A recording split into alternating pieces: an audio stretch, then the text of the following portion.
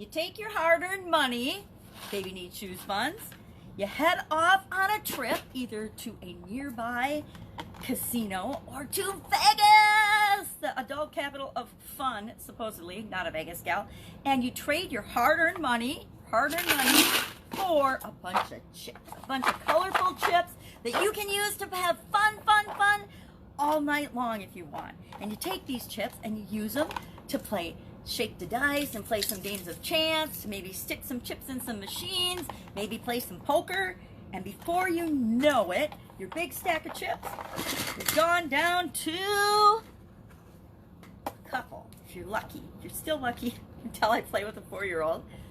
Some chips, just a few, maybe even one, maybe even none, but your chips are definitely down.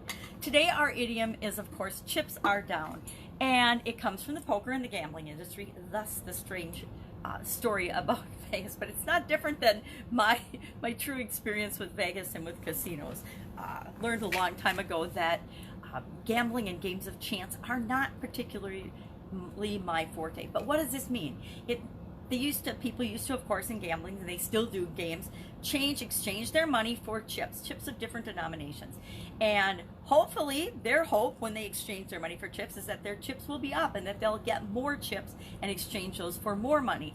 But in reality, what happens is the vast majority of people lose at gambling, thus the entire gambling industry, and their chips are down.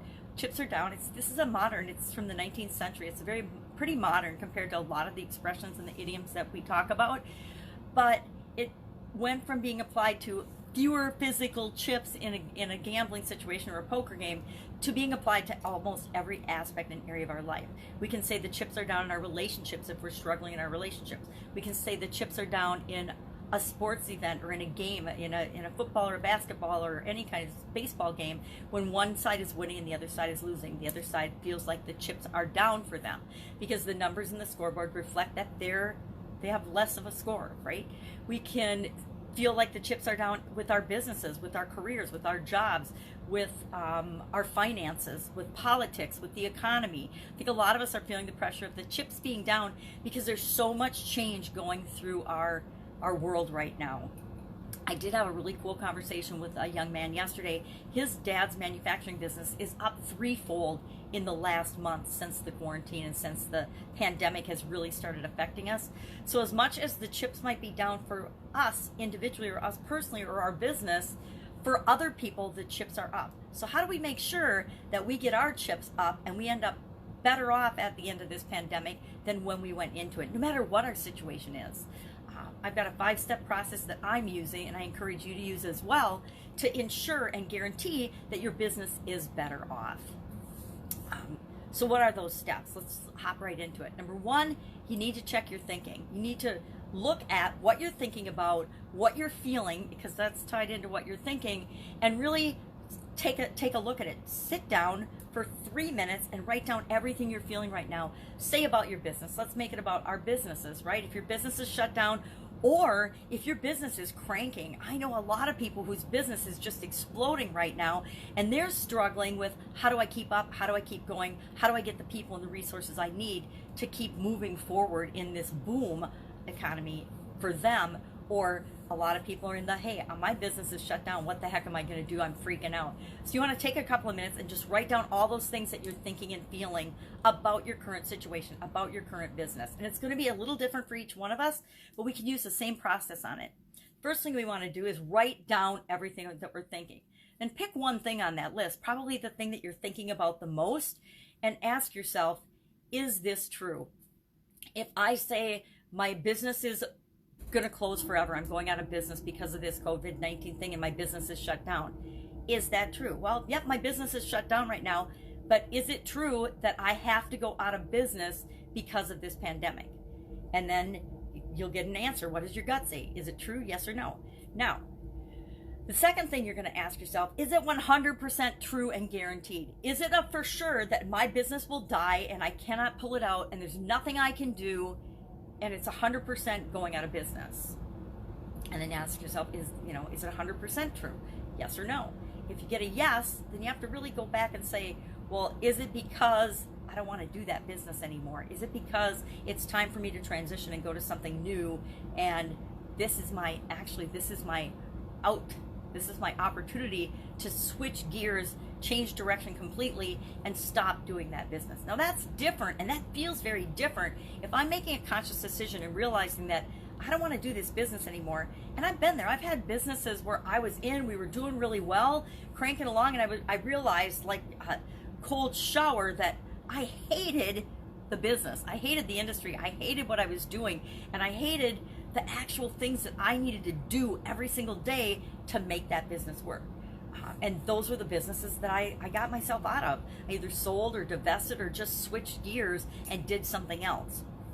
But I'll be honest, I needed a huge wake-up call in some situations to make that decision, to make that choice. And usually my wake-up calls came in the form of really big health challenges. And that meant that I needed to make a change that I wasn't paying attention to. You know, there's 7 areas of our life that we really need to pay at least some attention to all of the time. And that's physical, mental, emotional, spiritual, relationships, financial, and contribution.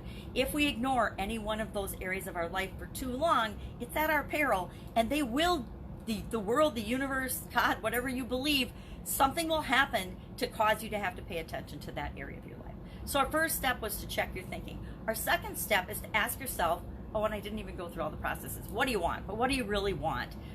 If you don't know what you want, ask yourself, what don't I want? I don't want my business to die. I don't want my business to go out of business. So then what you do want is the opposite of that. I want my business to survive, and not only survive, but to thrive this current challenge, this pandemic. And then now you know what you want. So then the third step is to ask yourself, what can I do? What can you do right now to move you toward that thing that you want? I want my business to survive this. So what is, your business is shut down by the government right now. You can't open it up the way you were before, but what can you do? What can you do right now to ensure and make sure that your business does survive this, and not only survives it, but thrives it, and comes out better off than when we entered the pandemic and the shutdowns and whatever's going on in your particular situation? So we're going to focus on what we can do. And step 4, we're going to do that. We're going to do one thing every single day to move us toward what we want. It can be a little thing, it can be a big thing, but we're going to take at least one step every day to make sure that what we want becomes a reality. And that's how we do everything. That's how you eat the elephant, right? One bite at a time. That's how we make sure we're better off at the end of this pandemic than at the beginning, by doing one step every single day to move us toward what we want. And then what's step 5? Step 5 is always repeat, right? It's repeat. Check your thinking. What are you thinking? Is it really true? Is it not true? Is it guaranteed? We can do this with our beliefs. We can do it with our thinking. We can do it with our past experiences. And we can use this process to clean out all the clutter and stuff that's blocking us from actually deciding and determining and choosing what we want. And then once we know what we want, we focus on what we can do. We focus on solutions, not the problem. You never solve anything by focusing on the problem, right? Look at the war on drugs. Has focusing on the problem created more drugs or less drugs, right? So we focus on solutions to the problems, not on the problem itself. And we need to do the same thing on an individual and for our businesses level. And then you focus on what you can do. You do that. You do it one step at a time, one day at a time, one thing at a time, to make sure that you're moving toward what you want. So that's what I do when the chips are down. That's what I encourage you to do when the chips are down. If you need help with this in any way, just ask me, hit me up, and I will make sure that you are lined up with the resources that can get you what you specifically need next. Sometimes just what we can do is to ask the question.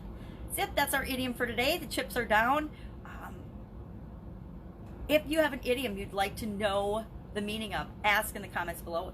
If you have a comment or an experience with the chips being down, share that in the comments below to inspire the rest of us as well. That's it. Have an awesome day. I'll of course be with you tomorrow with another interesting idiom. What does it mean? Where did it come from? And how might you be able to apply it to your situation right now? Have an awesome day.